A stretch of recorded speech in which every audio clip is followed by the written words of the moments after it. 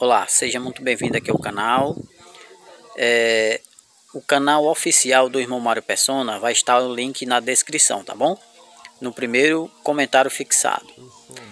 A pergunta de hoje é: onde na Bíblia diz que não existe reencarnação?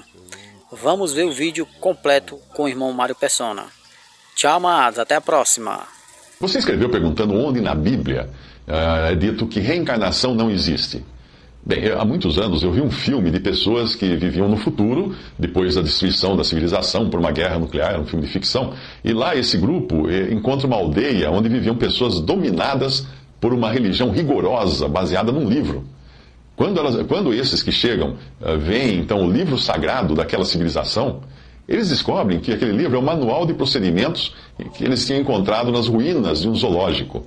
Os descendentes dos sobreviventes da guerra nuclear tinham criado uma religião acreditando que os animais do livro sagrado fossem figuras de linguagem para os seres humanos. Assim, eles seguiam à risca tudo o que dizia sobre como eles deviam viver, como deviam se alimentar, reproduzir e até como serem castigados por mau comportamento ou, eventualmente, serem sacrificados quando quebravam a perna. A história não é muito diferente quando o assunto é a Bíblia. O Espiritismo lê a Bíblia e os Evangelhos, em particular, como se fosse um conjunto de regras que nós devemos seguir para nos tornarmos pessoas melhores. O fato de os espíritas acreditarem piamente nisso não muda nada. Se você comprar um mapa de Minas Gerais para guiá-lo na sua viagem de férias ao Paraná, por mais que você acredite que aquele mapa serve para ser usado no Paraná, isso não muda o fato de que você está redondamente enganado. A palavra evangelho significa boas novas ou boa notícia. Que boa notícia? Que eu devo seguir uma lista de regras para me tornar uma pessoa melhor e reencarnar N vezes para eliminar meu karma? Isso não é uma boa notícia. Então qual é a boa notícia, afinal? Qual é o assunto da Bíblia? Você encontra, sim, uma lista de regras no Antigo Testamento, a lei, dada por Deus, para provar que o homem é incapaz de ser salvo salvo de seus pecados seguindo uma lista de regras. Foi para isso que Deus deu a lei. Para mostrar para o homem a sua incapacidade de seguir a própria lei. Você aprende isso quando lê o apóstolo Paulo explicando para que serviam aquelas regras do Antigo Testamento. Aí o Novo Testamento começa com a tal boa notícia, ou boas novas, ou evangelho. Quando diz, o anjo lhes disse, não tenham medo, estou lhes trazendo boas novas, ou boas notícias, de grande alegria, que são para todo o povo. Hoje, na cidade de Davi, lhes nasceu o Salvador, que é Cristo, Senhor. E lhe chamarão Emanuel, que significa Deus conosco. Isso está em Lucas 2,10 e Mateus 1,23. A boa notícia é esta. Primeiro, nós podemos deixar de ter medo. Não temam mais, não tenham medo, diz o anjo. Segundo, a boa notícia é de grande alegria, não é opressiva. Terceiro, nasceu o Salvador, Cristo e Senhor, isto é, um que nos salva dos nossos pecados. E é o mesmo Salvador que foi anunciado pelos profetas para Israel, e é Senhor ou dono absoluto de tudo. Quarto ponto, é o próprio Deus vindo habitar conosco. Essa é a boa notícia, isso sim é uma boa notícia para pessoas que estavam apavoradas com o juízo eterno, que não tinham alegria nesta vida, cheia de desgraças, doenças e morte, e que acreditavam que teriam que evoluir ou reencarnar para salvar a si próprios. Essa é a boa notícia agora. Repetindo, a Bíblia toda não é um manual de como nós devemos viver, mas é uma boa notícia. Algo como um fato estampado na página de um jornal. O famoso livro Sun Tzu, que é um livro de guerra, de estratégias de guerra, manual de estratégias para quem vai à guerra, é um livro de estratégias para quem vai à guerra. Agora, o Evangelho não é um Sun Tzu.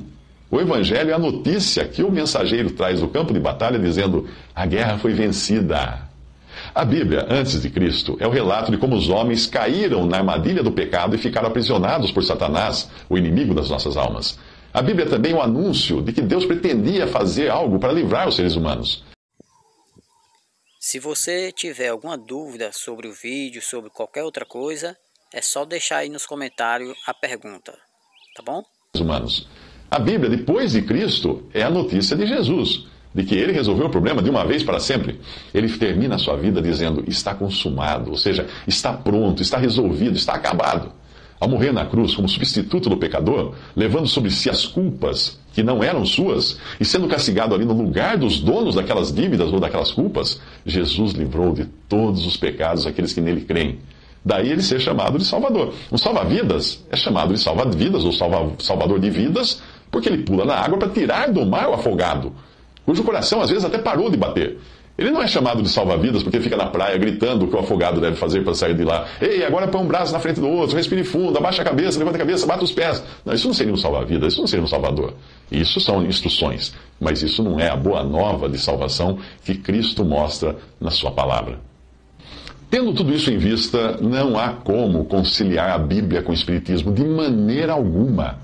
Por mais que os espíritas tentem encontrar na Bíblia preceitos morais semelhantes àqueles que foram ensinados por Allan Kardec.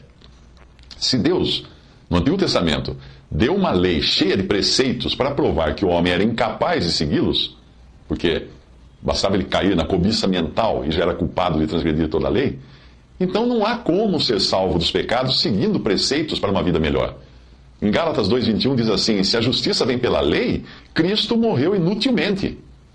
Mas se Jesus é chamado de Salvador, de Cordeiro de Deus que tira o pecado do mundo, de um que levou no seu corpo os nossos pecados sobre o madeiro, daquele que é descrito como tendo sido traspassado por nossas transgressões, esmagado por causa das nossas iniquidades, e do qual é dito que o castigo que nos traz a paz estava sobre ele, e pelas suas feridas fomos curados, não faz sentido pensar em reencarnação para salvar-se a si mesmo, por meio de um processo evolutivo e de autoeliminação do karma. Não, Jesus pagou.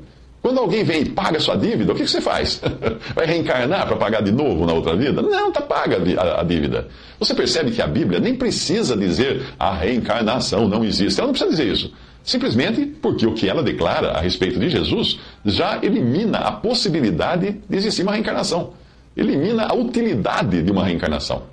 Deixe de ler a Bíblia como um manual de como você deveria viver no dia a dia. Passe a lê-la como quem lê a carta que o mensageiro trouxe no campo de batalha, dizendo: a guerra foi vencida. E aí você verá que não há como tentar conciliar a doutrina da Bíblia com o Espiritismo. Romanos 5,12 diz assim: portanto, da mesma forma como o pecado entrou no mundo por um homem, e pelo pecado a morte, assim também a morte veio a todos os homens, porque todos pecaram. E Romanos 5,18 continua: consequentemente, assim como uma só transgressão resultou na condenação de todos os homens, assim também um só ato de justiça resultou na justificação que traz vida a todos os homens. Logo, assim como por meio da desobediência de um só homem muitos foram feitos pecadores, assim também por meio da obediência de um único homem muitos serão feitos justos.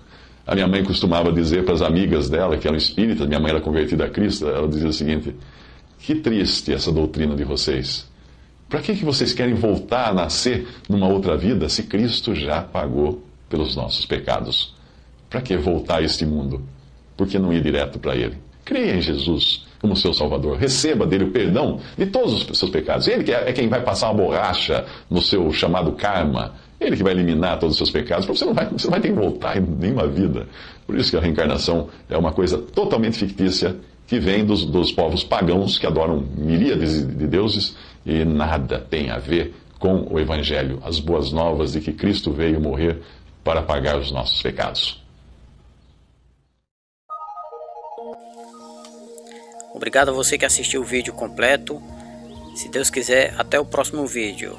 Tchau, um forte abraço.